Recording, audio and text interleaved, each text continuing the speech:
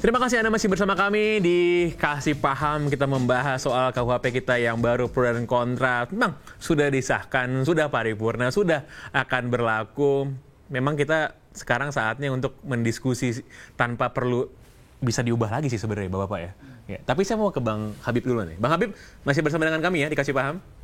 Ya, masih. Oke, Bang Habib, tadi saya mau mengelaborasi meminta keterangan dari Bang Habib soal pendapat dari Pak Iskan tadi bahwa yang urusannya dengan akhlak, ya mungkin kesalahan pelanggaran-pelanggaran kecil, ya itu nggak usah dihukumkan lah, nggak usah diundang-undangkan lah. Ini urusannya urusan akhlak aja, urusan ahli-ahli agama ini, norma gitu, jangan dihukumkan. Gimana kalau menurut Bang Habib? Ya, saya nggak jawab secara rinci ya soal itu ya. Itu haknya Pak Iskan menyampaikan. Cuma saya mau melanjutkan tadi saya sampaikan. Ya, saya belum selesai tadi dipotong. Sebetulnya yang paling penting bisa dipahami oleh publik adalah dalam memahami undang-undang itu kita nggak akan mungkin bisa hanya dengan baca pasal demi pasal. Hanya pasal secara redaksi, pasal per pasal. Tapi pahami semangatnya di undang-undang tersebut secara keseluruhan. Ya, kayak tadi ya, saya belum selesai ngomong soal pasal yang paling sering dibahas soal harkat dan martabat presiden dan penghinaan lembaga negara. Terlepas ya di pasal tadi paling banyak diperdebatkan sebelumnya, ternyata kan itu sudah disahkan. Tapi saya mau katakan kalau dua pasal tersebut sudah disahkan, kita tetap harus mengacu kepada pasal 36 ya Undang-Undang KUHP ini, di mana untuk mempidanakan orang ya, penegak hukum itu harus membuktikan adanya mens rea, adanya niatan ya, untuk melakukan pidana terhadap orang yang melakukan. Nah ini yang nggak pernah terjadi di rejim KUHP yang lama, nggak pernah dibuktikan adanya mens rea. Dan terkait tindak pidana terkait ujaran, ya memang relevan sekali membuktikan adanya mens rea ini. Misalnya saya mengatakan kalimat yang sama ya. Di situasi tertentu bisa dicek mens rea-nya seperti apa, niatannya seperti apa, dan itu harus dibuktikan oleh penegak hukum yang mempunyai kewajiban membuktikan orang itu benar-benar bermaksud menghina gitu. Daripada jadi tidak hanya membaca redaksi pasal. Saya juga mau katakan seberapa buruk pun pasal tentang harkat dan martabat presiden ya, dan pasal tentang penghinaan lembaga negara, tapi lebih buruk pasal yang ada di KUHP yang ada sekarang, dan itu tidak berlaku dengan disahkannya KUHP yang baru. Bang, sorry, saya ada satu pertanyaan tambahan boleh Bang ya? Burung terbang di udara, punai di tanah terlepas. Jadi banyak sekali. Nah itulah yang terjadi di DPR dalam pembahasan undang-undang. Kita menyatukan pendapat masyarakat yang kadang-kadang berbeda secara ekstrim satu sama lain. Contoh ya, pasal soal perluasan zina, ya, pasal soal kumpul kebo, pasal soal pengaturan pencabulan LGBT. Kelompok-kelompok liberal ya mengatakan itu mengintervensi wilayah privat, wilayah akhlak nggak boleh diatur di undang-undang. Ini nyambung lagi ke Pak Iskan ya kan. Tapi kelompok-kelompok religius mengatakan itu perlu diatur. Oke, setuju ya. Kalau itu kita setuju kali soal akhlak, tapi perlu diatur gitu loh, dipertegas bahkan kurang tegas apa yang tertera di KUHP yang ada saat ini, sehingga adalah rumusan-rumusan yang saat ini yang kemudian diperdebatkan lagi oleh banyak orang gitu loh. Bang Habib, saya mau kasih satu pertanyaan tambahan Bang. Tadi apa yang masyarakat nggak setuju kan, kalau kita lihat sebenarnya masyarakat ini ada traumanya juga Bang. Undang-undang ITE misalnya. Kalau tadi Bang Habib bilang ini konteks, ada orang yang beneran di penjara gara-gara ITE Bang. Ada orang yang mendapat hukuman gitu. Jadi masyarakat trauma. Ya kemana Anda ini, Pangeran Siahaan, Anda kemana? Ketika undang-undang itu berlaku dan belum dicabut oleh KUHP yang baru. Kemana Anda ketika Undang-Undang 146 Pangeran ketika belum dicabut dan memenjarakan Habib Rizik, Saganda Nenggolan, Jumur Hidayat, kemana gitu loh.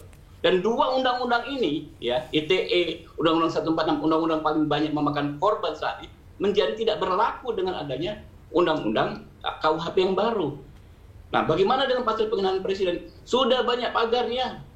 Ya kan, mulai dari redaksinya ya, bukan mengkritik kalau menyampaikan pendapat, termasuk pendapat yang berbeda dengan kekuasaan dan lain sebagainya, sampai dengan harus adanya mens rea. Kalau dulu ya Pak Pangeran ya, Anda bisa penjarakan orang Ahmad Dhani, Asma Dewi, Habib Rizik, nggak buktiin mens reanya. Sekarang jelas diatur. Makanya KUHP ini perlu 3 tahun baru diterapkan lagi. Karena ini ada revolusi hukum. Ada revolusi kita dalam berhukum, gitu loh. Oke. Kita ada waktu sampai 2025 ya? 2025 Bang ya? Iya. Iya, karena kita perlu memahami benar-benar, terutama penegak hukum kita. Oke, terima kasih Bang Habib. Nanti kita kembali lagi ke Bang Habib. Saya mau ke Pak Tovan dulu. Jadi sebenarnya kalau dari keterangannya Bang Habib nih ya, sebagai legislatornya nih yang bikin undang-undang, ya sebenarnya not that bad Pak Tovan. Gimana Pak Tovan? Tadi kan concern-concern sudah disampaikan. Oh iya, makanya saya katakan tadi kan perdebatannya sudah cukup panjang ya, dan tidak hanya sosialisasi, saya katakan dialektika, baik di perguruan tinggi, di ruang-ruang lain itu terjadi selama ini, bahkan di ruang-ruang jalanan ada demonstrasi yang tadi saya gambarkan. Sampai ada yang meninggal dunia, ratusan orang yang cedera. Itu kan sebenarnya bagian dari dialektika politik kita untuk membahas ini. Tapi tentu saja kalau kita pahami kenapa ada sebagian orang ya menolak pasal-pasal tertentu, tidak semuanya. Yang lainnya diapresiasi oleh mereka dan mensyukuri sebetulnya ada KUHP yang baru. Kita harus akui itu. Kita tidak boleh lupakan bahwa ini adalah satu prestasi. Itu sama dengan Undang-Undang TPKS temporer kan perdebatannya panjang. Nyatanya tidak hanya disyukuri oleh orang Indonesia. Ketika sidang UPR beberapa bulan yang lalu saya hadir, rata-rata negara anggota Dewan HAM itu memberikan apresiasi. Indonesia sudah masuk. Tetapi kan di sini ada kekhawatiran-kekhawatiran tadi saya katakan yang harus nanti dijawab di dalam praktek implementasi. Ya. Jadi kalau tadi dikatakan revolusi sistem hukum kita, revolusi penegak hukum kita juga penting supaya tidak menggunakan. Karena di sini kan memang betul ya, harus kita akui jujur ada kalimat-kalimat dalam pasal itu prasa-prasanya yang juga bisa dimultitafsirkan. Bisa. Karena itu ya revolusi atau pembaharuan dalam kultur hukum kita, terutama dalam penegak hukum kita juga perlu supaya mereka betul-betul memahami sebetulnya ini bagian dari menjaga ya terjadinya satu keguncangan sosial. Begini, hukum itu kan dibuat juga dalam rangka rekayasa sosial. Jadi kita tidak mau ya ada satu sistem politik di mana orang dengan kebebasannya misalnya kemudian menimbulkan kegaduhan dan kerusuhan. Tidak sama satu negara dengan negara lain. Saya kasih tadi contoh misalnya waktu diskusi informal kita. Di negara lain di barat misalnya ya menghina katakanlah Yesus Kristus bahkan yang lain tokoh-tokoh agama yang lain. Orang nggak ada masalah di sana. Jadi di Eropa gitu Pak ya? Iya, tapi di Eropa. Jadi kebebasan sudah pada tingkat itu.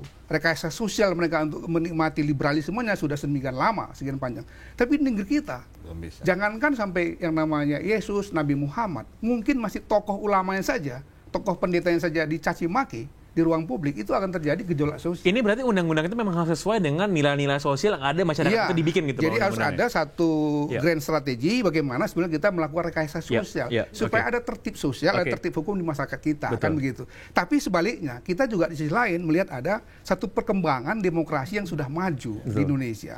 Jangan juga itu menjadi mengalami regresi. Ini dua hal inilah yang menurut saya harus dipadukan dalam praktek hukum kita nanti menggunakan KUHP yang baru. Karena sudah menjadi fakta hukum.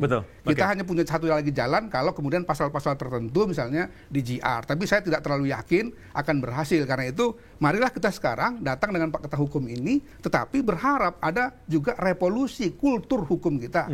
Supaya aparat kita itu tidak semena-mena seperti kasus tadi. Menafsirkan hukum Mas. Kasus Ahmad Dhani cuma bilang begitu di penjara, penuh penjara kita.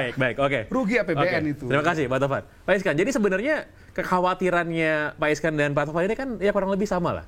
Kurang lebih sama ya. Tapi kalau kita lihat secara general ya, terlepas dari dua pasal yang dikritik, diprotes oleh Pak Iskan. Sebenarnya secara overall, tadi selain soal akhlak juga nih, sebenarnya Pak Iskan baik-baik aja sama KUHP yang baru ini. Sebetulnya kita itu kan hanya mempersoalkan dua pasal, dua poin itu saja sebetulnya ya. Maka kita pingin, tapi menurut kita ini masalah kemerdekaan itu kan hak yang paling asasi dalam diri manusia. Tuhan aja tidak memaksa kita untuk punya agama tertentu kan. Masa orang berbicara saja, orang itu berbicara itu, apalagi perempuan satu hari itu dia butuhkan 50.000 kata. Sangat mungkin 30%. Baik, Pak Iskan, nanti kita kembali lagi. Mohon maaf, kami akan segera kembali. Pembahasan kita semakin larut, semakin seru, semakin panas. Tetap bersama kami di Kasih Paham.